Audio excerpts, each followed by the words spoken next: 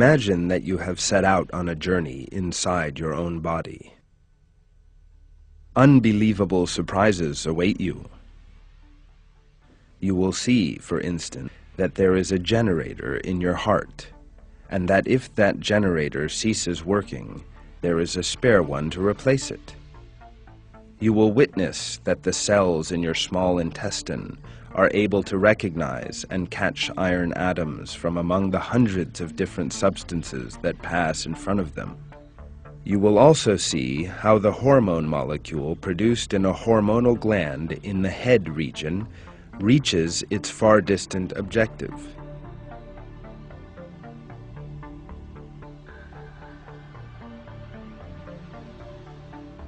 During the course of this tour of your body, you will witness miraculous events that take place at every point and interval. Looked at from this perspective, the human body is like a city or a world unto itself. Inside that city, there are means of transport, buildings, factories, infrastructure systems, apparatus equipped with a technology far superior to the most advanced human technology, expert personnel displaying an unexpected consciousness, fully equipped troops, and much else beside. Furthermore, this world does not exist in your body alone. Everyone you see around you, your mother, father, brother, or sister, friends, people in the street, actors you watch on television. In short, everyone alive on this earth, and even everyone who has ever lived since the creation of the first human being, possesses this same flawless world. One needs to reflect in a very sincere manner in order to become acquainted with this world and become aware of the proofs of flawless creation within it.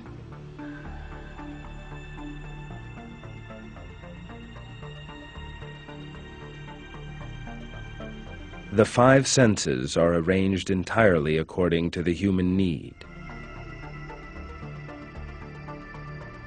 For instance, the ear can only sense those sound vibrations that are within certain limits. At first glance, to hear within a larger range might seem more advantageous, yet these sensory limits, called the hearing threshold, are regulated for a purpose.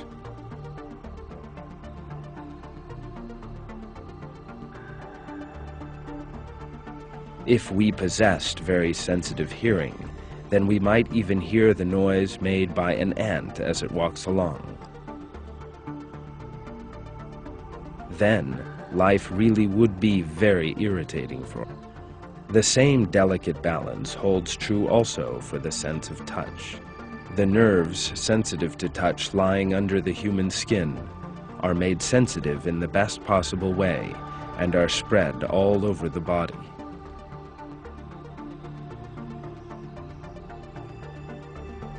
The nerves are amassed mainly on our fingertips. Comparatively, less important regions of the body, such as our backs, have fewer nerves. This provides great advantages for man.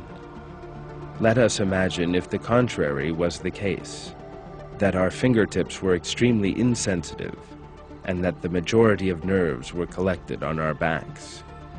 There is no doubt that this would be very troublesome. Development of the organs is an example of this delicate balance. For instance, think about hair and the eyelashes.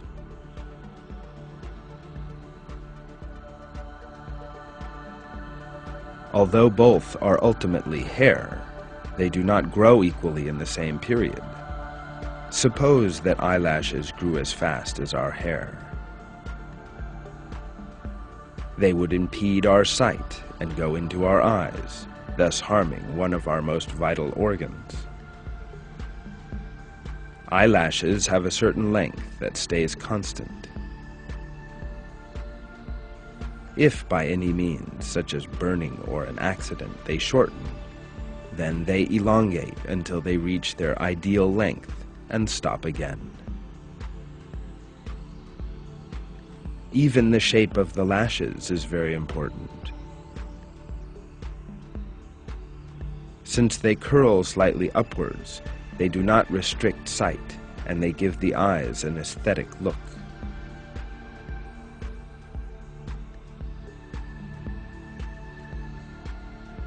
As the lashes grow, they are covered by an unusual oil secreted by specific glands located at the rim of the eyelids. This is why our lashes are not rough and straight like a brush. This measured creation is strikingly revealed in the newborn baby as well as in adolescence. For instance, the newborn baby's skull bones are very soft and can, to a limited extent, move over one another. This flexibility facilitates the emergence of the baby's head from the womb without harm. If these skull bones were inflexible, during birth they could crack and cause serious damage to the baby's brain.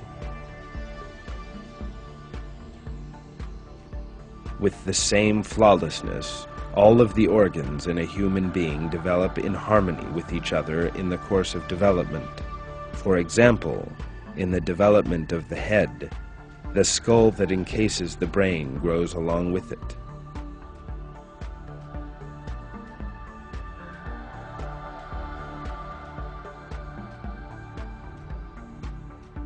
A skull developing comparatively slower than the brain would compress it and cause death in a short time.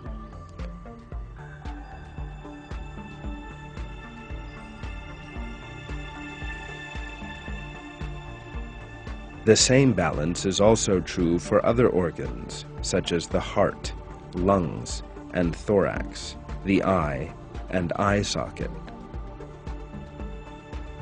For this reason, it is useful to examine the extraordinary structures of our body to see the art and might in the creation. Every part of our body, the structures of which is more perfect than the most advanced factories equipped with the latest technologies, displays the matchless creation of God and proves His sovereignty over our entire body.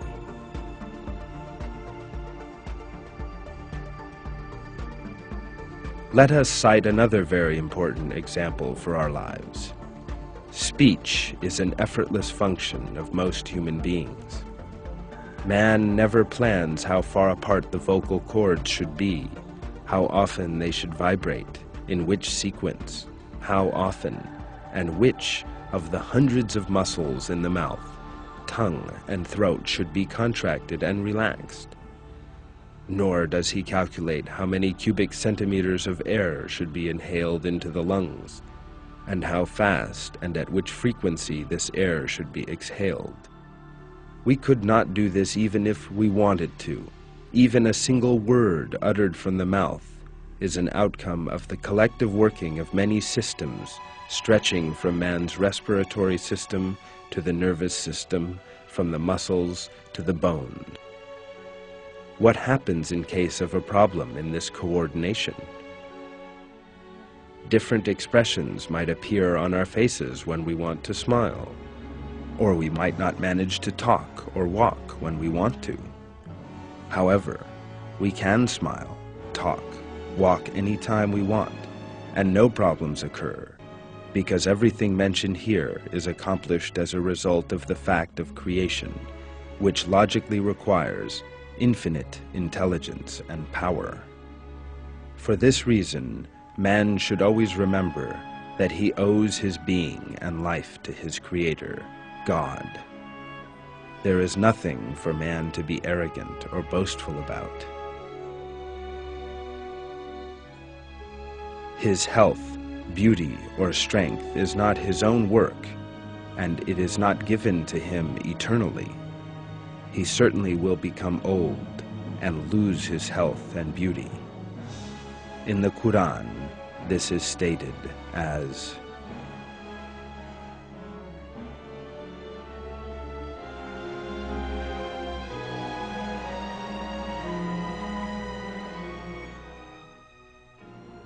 Anything you have been given is only the enjoyment of the life of this world and its finery. What is with God is better and longer lasting, so will you not use your intellect?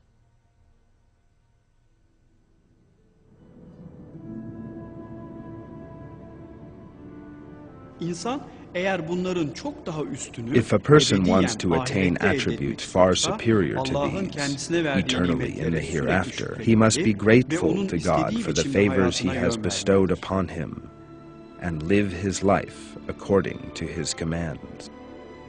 As seen in these examples, all the organs and systems in the human body bear miraculous characteristics.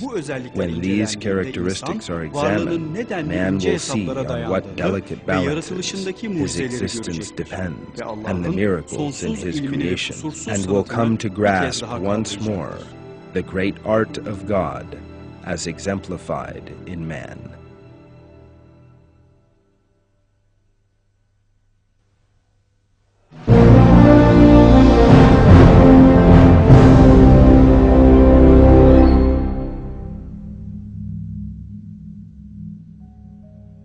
In the Quran, God commands us to reflect on the signs leading to faith. For that reason, thinking about these signs that encompass the universe is a constant religious observance for believers. Thanks to signs leading to faith, believers must better comprehend the names of God and the superior nature of these, and must seek to draw closer to Him. As a result of their deep reflection, they see the infinite nature of God's knowledge and might, and their fear of Him thus grows many times over.